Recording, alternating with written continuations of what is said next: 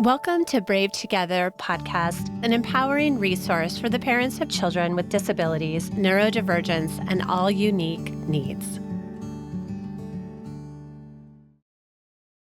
When that kind of thing is going on, right? When I was trying to do it all because I was trying to earn love, and if I could be the best mom and the best wife and the best house cleaner and the best cook, then surely I would be loved. But what I was actually doing was setting up a system to make myself right that I wasn't worthy of love. That's what we do. And so every moment I was failing, any complaint from the kids, any complaint from my husband threw me into defensive rage because, of course, you're telling me I'm not worthy of love because I didn't do this well. Treating it like a business, you separate all that. And it's no longer about who I am or my worthiness. It's about, hey, we need each other.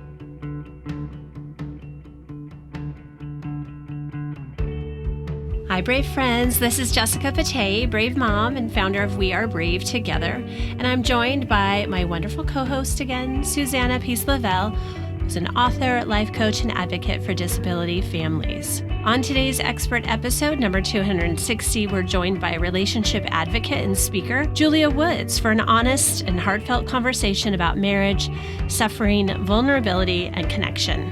Caregiving can place enormous strain on relationships, and many couples find themselves struggling to stay emotionally connected while navigating stress, exhaustion, and grief, and changing family dynamics. In this conversation, Julia shares both personal insight and practical encouragement for couples learning how to face hardship together instead of in isolation. Susanna and I talk with Julia about the importance of turning toward each other's suffering with compassion, creating emotional safety in relationships, and building stronger communication during difficult seasons. We also explore the role community and support systems play for both men and women, and how vulnerability and honesty can strengthen partnership even when life feels really overwhelming. This episode is a thoughtful reminder that while caregiving may change the shape of a marriage, connection, support, and partnership still matter. Just a quick reminder, Bravies, to please rate and review this podcast, share episodes with your friends, follow us on social media,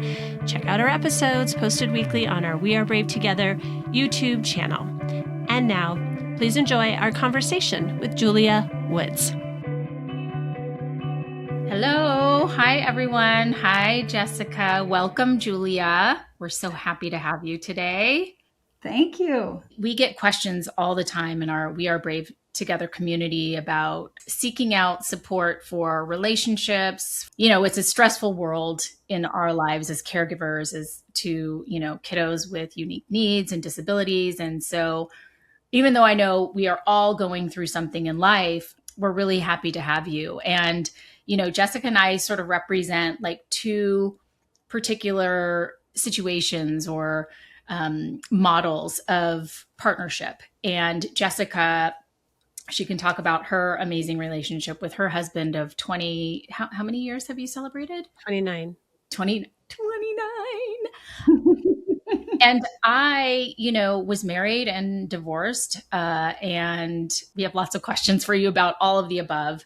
And I come from a family where my parents have been married for 54 years. And so we are so excited to sort of jump in and dive in.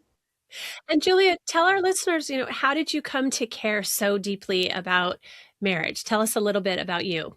Oh, well, if you saw my life, if you could see it from a bird's eye view, you'd probably be like, wow, I don't know how she came to be that passionate about marriage. And I don't know, I don't have a logical answer other than it was born into me.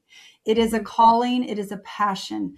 I grew up watching a very, very painful, significant amount of suffering in my parents as they walked through their marriage and eventually divorced.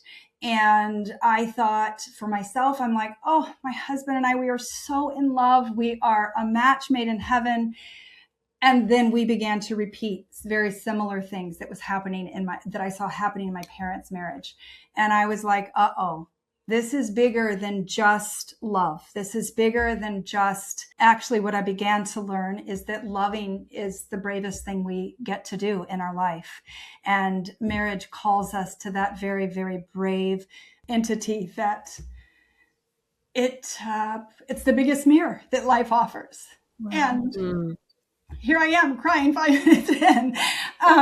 Okay, it's okay. We hold you. It calls us, the challenges in my husband and I's marriage began to reveal the pain that we had not dealt with. It began to reveal the suffering that love on the outside of wonderful, fun dates and laughing together and all those things is not going to take you to the depth of the healing that love will call you to. And so out of my own suffering in my own marriage, it called me to recognize that I needed to learn what it meant to heal and to grow and to become a spouse that I wanted to be. And that led me into this transformational work. It began to transform who I was as a person and how I did life. And I was a photographer for 25 plus years. And I consulted photographers on how to run their business. My husband and I ran our business together as a couple. And so we attracted a lot of couples who worked together. And the tension in their marriages got exposed because when you work together and you live together, tensions and what's underneath the hood really began to get exposed. And so that brought us to start working with a lot of couples. And they began to ask me about what was happening in my marriage and how that was happening. And that led me to sell my photography business and begin this coaching company. I started out just coaching broadly, and then the focus began to quickly shift to marriages. Mm. Well, thank you so much. I feel like your passion comes through, and your care and your compassion for couples and relationships and marriage comes through, not just now, but when I, look at, your Instagram account, it really, really does. And it's so practical. There's so many practical posts. I just love that. It's not like pie in the sky. It's really, really practical. For our listeners, you'll definitely have to check out Hey Julia Woods on Instagram and really consume some really helpful content. Our audience is, living with chronic hardship and, crises that come and go. How do you create connection under such hard circumstances when your attention is so focused on, your child or children? If you've got multiple children with high support needs, extra needs, unique needs, everyone is just exhausted, right? Mm-hmm. And it's like, I know I need to pause and connect with you. I know I need to pause and ask you some good questions, and like sit, not with a phone nearby, not talk about the business of marriage and partnership and life management, but real questions. How do we start when we're just like, I'm too tired. I'm just too tired. Yeah. Well, that is we could go really, really deep with that question. But ultimately, what I hear you saying is that your audience tends to have extra suffering in life. There is deep suffering that you're walking through. Mm-hmm. And in suffering, there is a lot of suffering that triggers inside of us and creates inside of us. It brings us right up to the edge of what we believe to be true about ourselves, what we believe to be true about others, and what we believe to be true about life. And man, that's some hard wrestling. And ultimately, that's what your audience is dealing with, is a much more in-your-face, wait, what is life? Who am I in this suffering? And who is this person that I'm meant to be with in this suffering? Because it doesn't feel like we are in this together. Because what they're walking through and what you're walking through in the same suffering often feels light years apart. So that's the hard part about connecting. And it's really easy to think we just need some lighthearted questions and just find a way to connect. And that is needed sometimes. The easiest temptation is to numb. You both want to numb the suffering. Let's just get a Netflix series that helps our mind shut down, and we can sit next to each other on the couch and hold hands and pretend like we are connecting because we just need a break from the suffering. Yeah. And that may be real sometimes. And at the same time, you must find a way to turn into each other in the suffering. The challenge in that is when you're suffering, it feels beyond your capacity to hold more space for someone else's suffering. When their suffering feels counterintuitive to your suffering, right? Like, wait, this is what I'm upset about. And now you're upset about that. Like, I don't have space to hear what you're upset about, because what I'm upset about feels way too big for me to handle on my own. However, the gift is when you can actually turn into each other's suffering with your heart, without needing to fix it, without needing to change it. If you've ever been in a household where all your kids are sick at once and you're sick too, you don't know how you're going to survive. You don't know how you're going to make it, but you just find a way to, when you can find a way to snuggle together and just hold each other in your suffering and pass the puke bucket around, somehow there's comfort in the togetherness. That's what is the connection a couple facing hardships in life needs, is that ability to just hold each other tight in the midst of the suffering, and hold a safe space for the other person to share their suffering without needing to fix it. Because every one of us wants things to change. We don't want to feel what we're feeling, but often we need a safe place to be able to say those things in order to hear ourselves saying them and move through, to feel what we're feeling, to move through to the courage to say, okay, I cannot change this, and here's what I can change. And I had to grieve. I had to say it out loud with another human being to be able to get there. Yeah.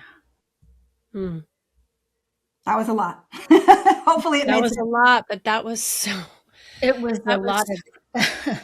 it was a lot of goodness and truth. And I felt a little bit uncomfortable. What I also am hearing you saying is that, we have to make a choice, right? There has to be some choice, as opposed to just continuing to numb or continuing to ignore or continuing to escape, whatever our, style is of not having to deal with what's real and true right now in this moment. And so I guess my question for you would be, so what if one of the people in the marriage, what if one person is like, okay, this is so hard and it's so challenging and I want to feel different.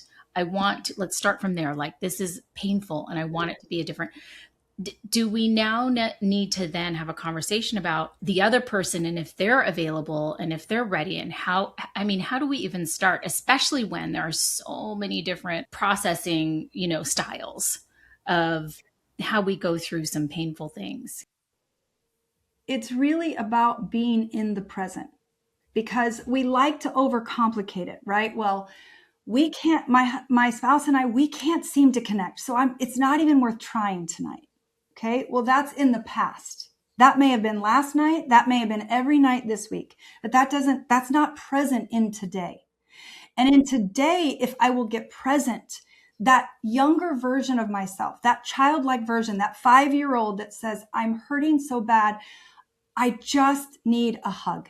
I just need you to hold my hand in the suffering. When we get present, we'll own, I need you. And often that's what our spouse needs, is the simple aspect of, I need you. And what I need with you right now is for you just to hold my hand. Or what I need is you just to be a listening ear, that I don't need you to fix this. I know you cannot change it. Are you able for me in this moment just to be a listening ear? Hold a space for me to feel. So it's really about getting present and letting my heart speak. What is it that I need? And how can my spouse meet that in a way where I can ask them if they can give that to me now? Because often we just start, blah, and then our spouse is like, I've got this major work stress going on and I didn't know this is what was going to happen right now. And it's the truth and the honesty of, hey, I need you. I also know that you have a lot going on and I need to share with you what I need and see if this is a time that you could offer that to me. We are going to take a brief break. Stay with us.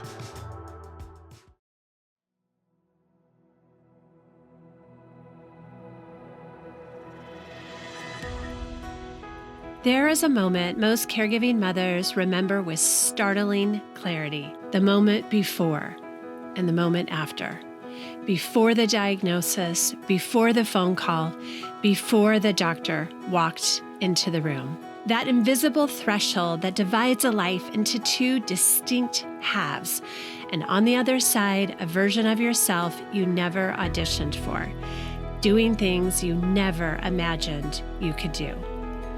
You have been suddenly thrust into altered motherhood. Bravies, our second book, is here. Suddenly Brave Together, Letters to Caregiving Mothers at a Defining Moment in Their Lives, captures the voices of women who lived that pivotal moment, written from a place of hard-won wisdom, decades in the making. Imagine 30 seasoned, savvy, compassionate moms reaching across the universe to share their stories, their transformations, and everything they wish someone had told them. This is not just a book. It is an open door, a reminder that somewhere in this wide world, there is a mother who has already walked the road you are on, and she is holding out her hand for you. Written with new and newer caregiving moms at heart, Suddenly Brave Together will validate and inspire every parent caregiver who picks it up. Grab your copy today. The link is in the show notes.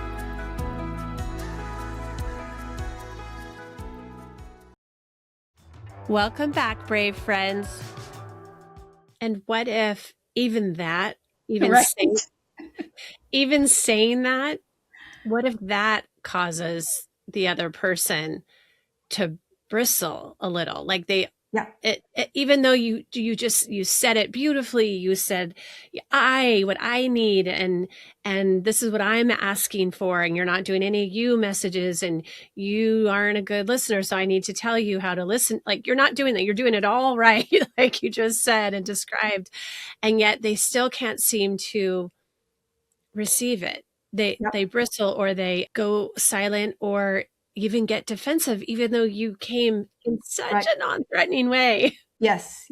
And that's very real, right? Because even in the best intentions, I can get defensive.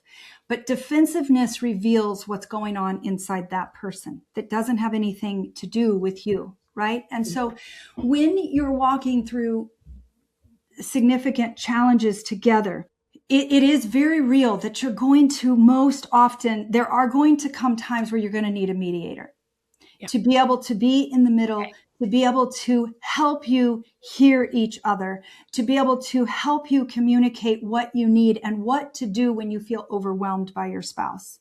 Because what I'm discovering in many, many marriages, especially the ones that I get the honor to work with, is most children learn to turn out in their suffering.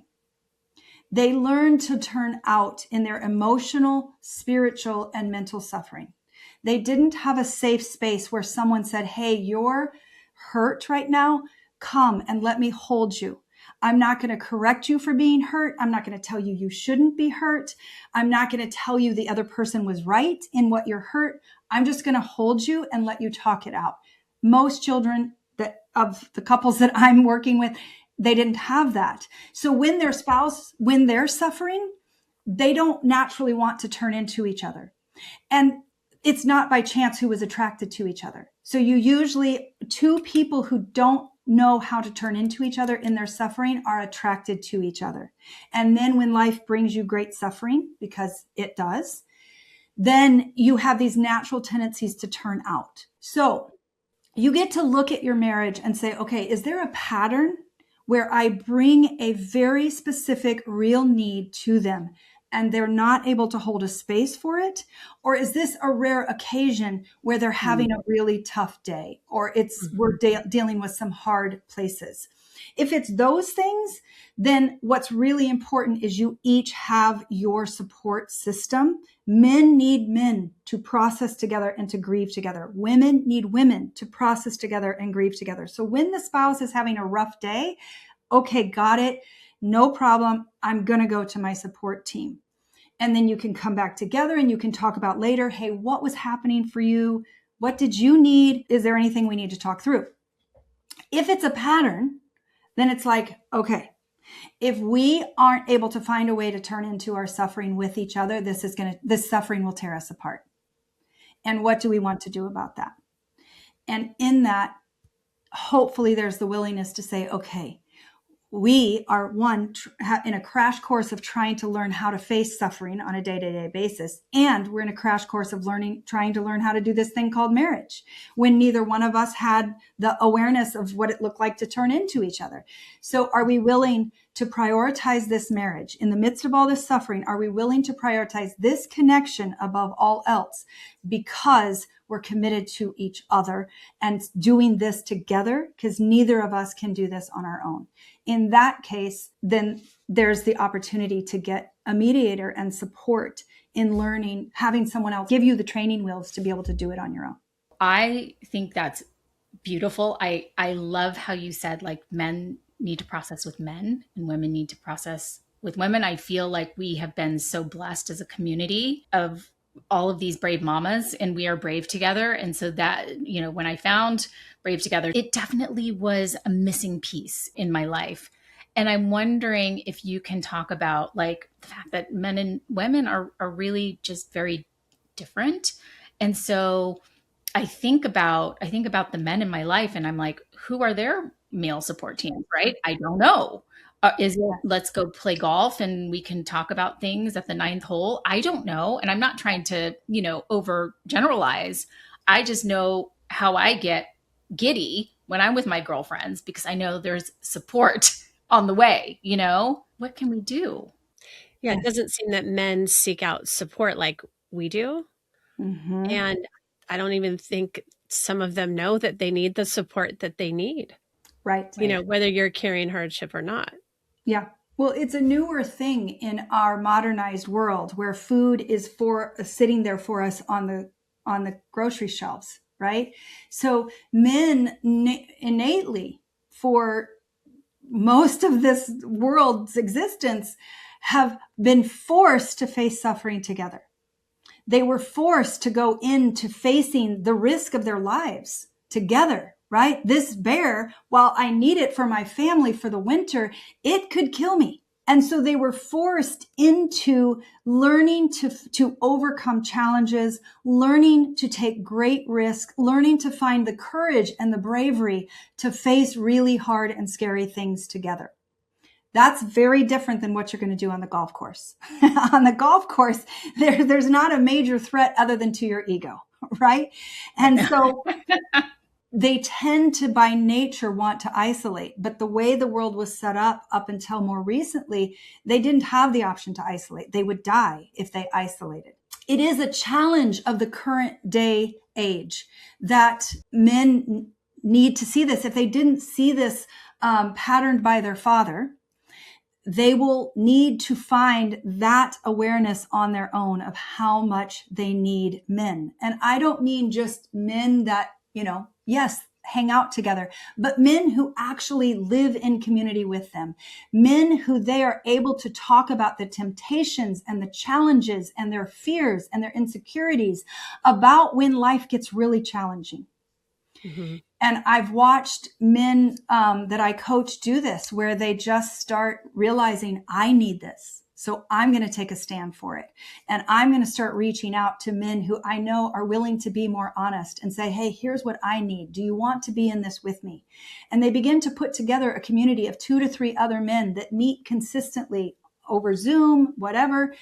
And an hour every week, they're just talking about the real honest challenges that they face as men and partnering together in that.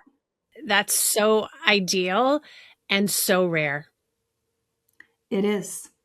And yet the men who do it, I watch them become like the joy that they feel in their lives, the connection that they feel in their lives, the meaning that they're putting into their lives, the conversations they're having with their kids are legacy changing.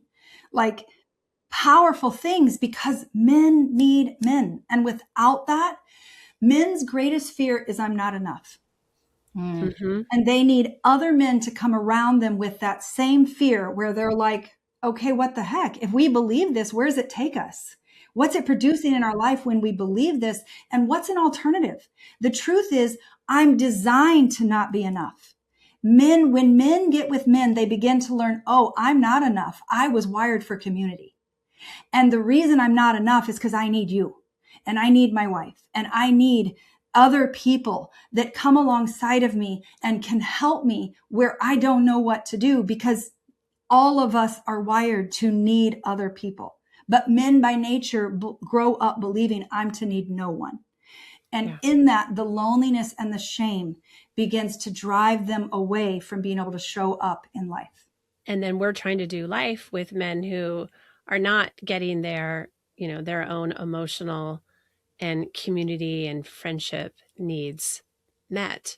Our partners or our spouses can't be everything. We can't be everything for them as well. Could we switch gears and could I ask about like a very practical, something that happens probably every week in our lives? And I'm sure this happens in everybody's relationship. Women stereotypically carry the mental and physical load of the household and caretaking and parenting. We're always encouraging our brave moms to ask for help. You don't have to do everything. It's an equal partnership, and you can ask your partner or your spouse for help, for breaks, for could you take this off my to-do list? But that can be a really hard conversation, and men can go silent, partners can go silent because they're not enough wound is being touched. It's being pricked. It's being poked, right? And that's not what,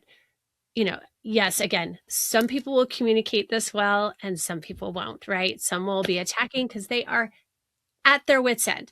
Some are going to come with, I have realized I can't do all these things, and they'll be the best communicator like you described at the beginning of our conversation. But it can still affect them where they go silent or shut down. So I loved one of your posts about when, men go silent and what do we do? What do we do about that? Mm-hmm. Well, I want to start from the foundation and reframe what we need as wives, right? Because by nature, women they believe that, well, ultimately the women's biggest fear is that I'm not worthy. I'm not enough, or I'm not valuable, right? I've got to earn got to earn love. Okay. Mm-hmm. So by nature, it's really easy. And especially in this beautiful Instagram world of, the house is all perfectly tidy and it's the most beautiful meals put on the table and, all these things, women begin to should on themselves a whole lot. Oh, yeah. And tell themselves all the things they should do, right? Yes. And so the tendency is that, again, life has changed drastically, and where the woman's main role was caring for the home, and the husband's main role was to be the one who produced the resources for the home, that has drastically changed. And so now women are trying to both partner in finding the resource for the home, but often still taking on the mental load of I'm supposed to be this everything, this be all end all in the home. When women are, when we're invited to ask for help, it creates the mindset that this is all mine to carry. And sometimes I don't have what it takes to carry it, so I need some help. But the framing of that sets up the whole mentality. So the truth is, I can't do this on my own, right? I cannot be all to all. I need you. I need a partnership with you. So can we get honest about the way that we have this set up?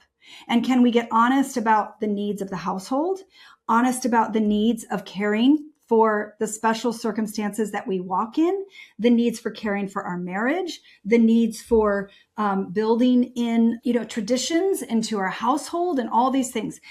Let's get honest as though this were a business. And we have all these different departments in the household, in the umbrella of our relationship, and let's partner.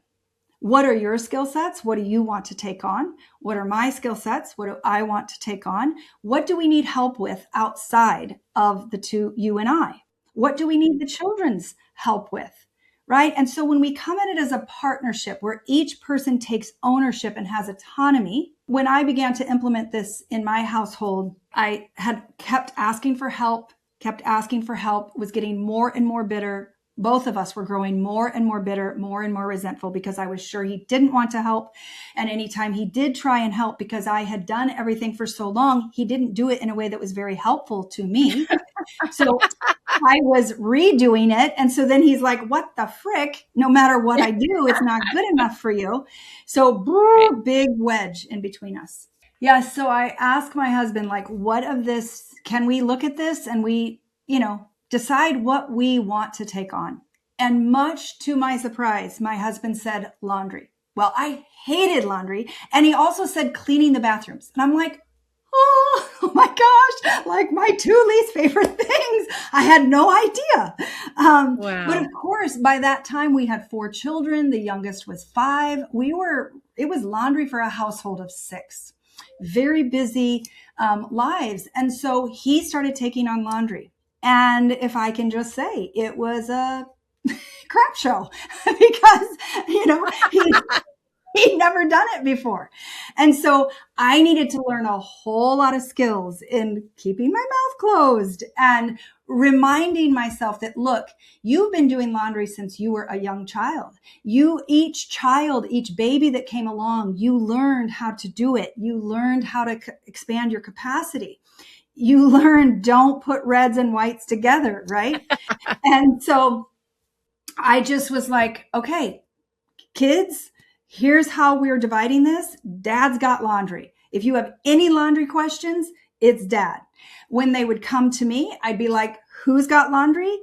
Dad, right? So he began to take on that. And in the first few weeks, it was chaos. Like there was laundry all over the house. And I had learned how to do a couple loads a day. He waited until everybody was out of laundry and then he would start doing it.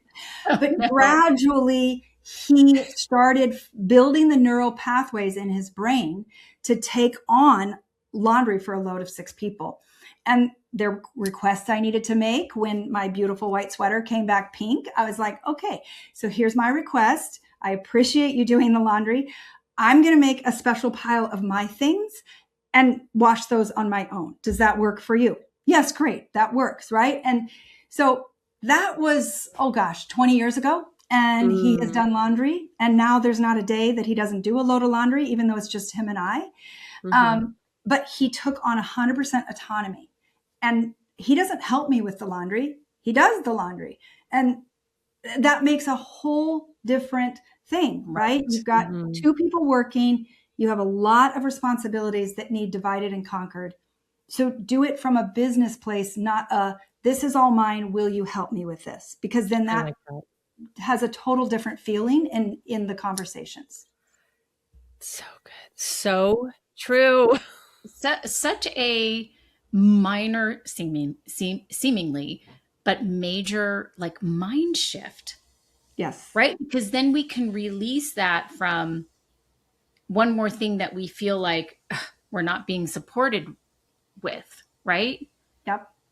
That's probably where the resentment builds up so quickly and easily, It does. And it's multiple times every day. When that kind of thing is going on, right? When I was trying to do it all because I was trying to earn love. And if I could be the best mom and the best wife and the best house cleaner and the best cook, then surely I would be loved. But what I was actually doing was setting up a system to make myself right that I wasn't worthy of love. That's what we do. And so every moment I was failing, any complaint from the kids, any complaint from my husband threw me into defensive rage because, of course, you're telling me I'm not worthy of love because I didn't do this well. Treating it like a business, you separate all that. And it's no longer about who I am or my worthiness. It's about, hey, we need each other. And honestly, I feel like that makes it so much more palatable to a male brain as well. Like, you know what I mean? You know how sometimes you'll ask your husband, or in my case, my ex-husband, I just wish you would have done that. And he would often say to me, like, I just need you to tell me what to do, right? I just need to have so I can visualize a list and the expectation and da-da-da. This is very eye-opening. And I feel like this is very, helpful even in terms of I'm partnered now, but I don't have a partner in my home, right? So it's me and my daughter who's 19, almost 20. I'm just thinking of the way, because I'm always trying to be like, well, we're a team, which means why am I doing everything? But I'm even gleaning some hints and tips from you right now in terms of like, okay, so how about let's break it up. Tiny little tasks, right? Yes. Little things even. Yes. Gosh, that would make me feel so much less like, I'm the one picking up every single sock off the floor, right? While you're just sitting there, where's my dinner? You know what I'm saying? So, this is so helpful. This is great. Thankfully, I have always had a hands-on, helpful husband. I don't know that that's not what was necessarily modeled with his parents and that generation. And I grew up with a single mom, so I didn't see people sort of in an equal partnership or, sharing the load, so to speak. What would you encourage or advise women who do not have hands-on, naturally pitching in partners or spouses and or have, and this is going to sound super judgy, but like the old school mentality of like, no, that's your job. That's whether they're working or not working. That's your job. That's under your domain. I don't pick up kids from club volleyball, Right. like that's your domain. That's your job, which to me is just so old school. But so how do we encourage women who are grappling with that, whether they've created, I do everything, because there are women who do that, right? I'm going to control everything. I'm going to take care of everything. Again, I'm trying to prove my worth. I'm trying to prove that I'm, a good mom, an amazing mom in the midst of these really hard circumstances, with my child with medical complexity or what have you. Either way, whether you have sort of an old-fashioned partner or you've gotten yourself into this pattern of I do everything, and then you're like, holy cow, 10 years in, I am burnt to a crisp. Yeah. I can't go on this way. Yes. It really starts with personal ownership of getting clear about who you are committed to be as a person, right? Because I was who you described. I wanted to control it all. I wanted to do it all. My husband was only child, and I was the middle of 7 children. So I learned to do a lot. He learned to do nothing. His parents believed that his childhood and growing up was for him to have fun, and that when he got an adult, he would learn how to do things. So we came in with the worst case scenario. So what began to happen is I began to realize, who am I committed to be? And I am committed to be loving and kind and patient. What am I contributing to not being those things? And I started realizing that this mentality of working to earn love and doing it all was keeping me from being who I was committed to be, and that I was taking over responsibility. So as I began to own that, I began to realize, okay, I cannot do this on my own. So what is it that I need? And my encouragement is to begin to get really clear about what you can and cannot do, right? And to be able to go to your husband and say, look, I am being, to my husband, I'm like, hey, I'm being bitchy and that's not working for me. And I own that. And here's what I'm realizing is partially contributing to that. And I can't keep going at the pace that I'm going. And so here's what I am willing to do. Would you partner with me in figuring out what we can do with these things I cannot do?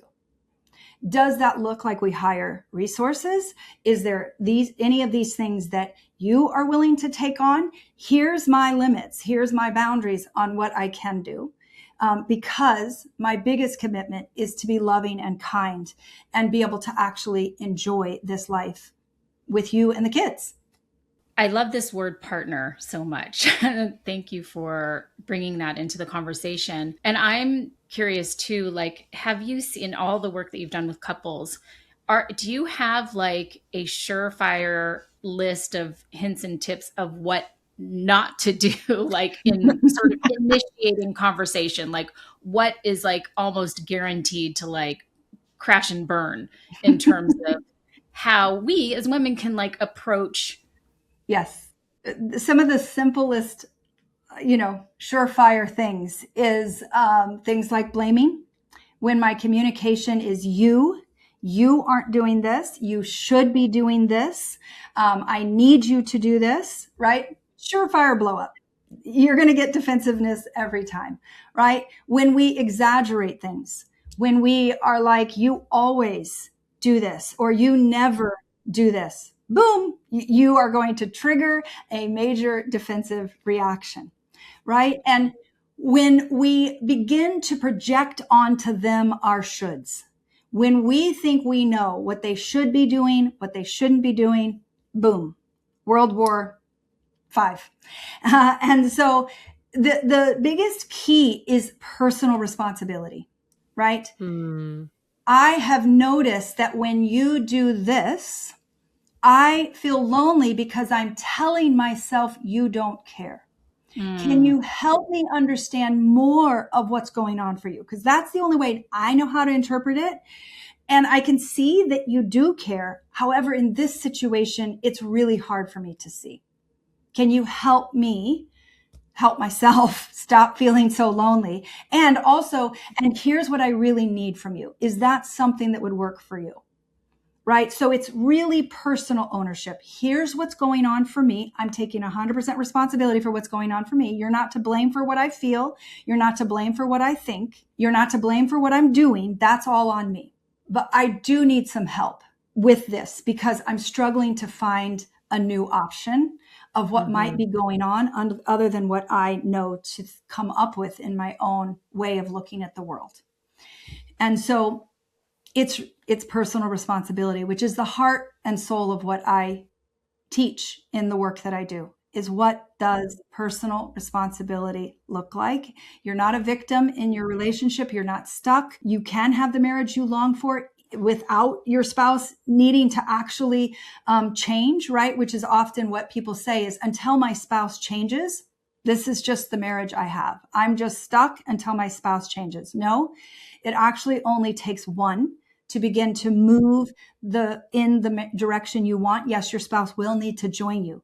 But when your spouse begins to stop feeling like they need to defend and protect themselves from you, they will start to take curiosity in what you're doing and want to join you in the work, is what I find most often. So good. This is so good. It is so, so helpful. Such really rich reminders about the part we play versus focusing on the other person. It's so much easier to focus on them, but it produces no results except more bitterness. Say that again for the people in the back. As human beings, our default is to, when something isn't going the way we want it to go, we look for someone or something to blame. That's default in our DNA. It's not going to go away. The problem is all it does is create more bitterness and more resentment and more loneliness. And so when we must stop the blame and start taking responsibility. Wow, this has been a wonderful conversation. We have to have you back again. We're going to come up with another list. So good. Julie, where can everybody find you and learn about your work? Hey Julia Woods is the best place to find me. You can find me on Instagram, on podcast, and on YouTube under that. And then you can always reach out to me at hello@beautifuloutcome.com. Lovely. Well, it's so good to be with you. And it was so nice to meet you. Thank you for being with us. Thank you so much for having me. And you guys asked great questions that just spoke to the passions within me. So thank you.